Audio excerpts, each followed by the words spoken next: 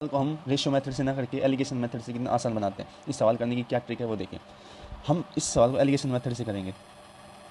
Allegation method से तो क्या होता है, एलिगेशन मेथड में हमें क्या लिखना होता है, यहाँ पर हम लिखेंगे एक्सपेंडिचर का इंक्रीज़, और यहाँ लिखेंगे सेविंग का इंक्रीज़, और यहाँ लिखेंगे इनकम का इंक्रीज़, और नीचे लिखेंगे एक्सपेंडिचर और सेविंग का रेशियो।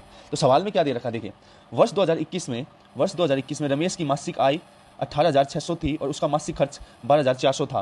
तो वर्ष 2022 में उसकी आय 15% और खर्च 18% बढ़ गया, तो उसकी बचत प्रतिशत में कितने वृद्धि हुई है, तो वो बताना है। ठीक है, तो यहाँ देखिए एक्सपेंडिचर और सेविंग का रेशियो क्या है, एक्सपेंडिचर और सेविंग का रेशियो क्या है।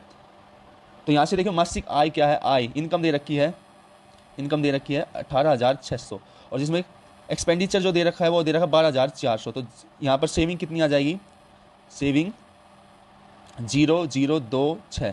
तो यहाँ से एक्सपेंडिचर और सेविंग का रेशियो जो आया है वो है 12,400 और 6,200। तो 2 जीरो से 2 जीरो कट गई और 2:1 आ गया है। तो इसको हम यहाँ पर रख देंगे, इसको हम यहाँ पर रख देंगे।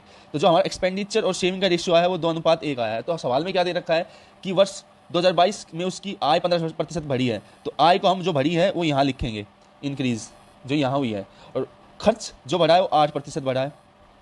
तो हमें सेविंग इंक्रीज निकालना है। तो यहाँ से देखिए 15 में से 8 गया 7, तो 1 की वैल्यू आ गई 7, तो 2 की वैल्यू आ जाएगी 14।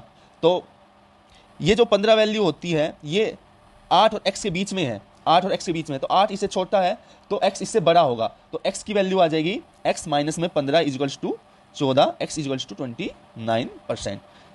अच्छा लगे तो फॉलो करना।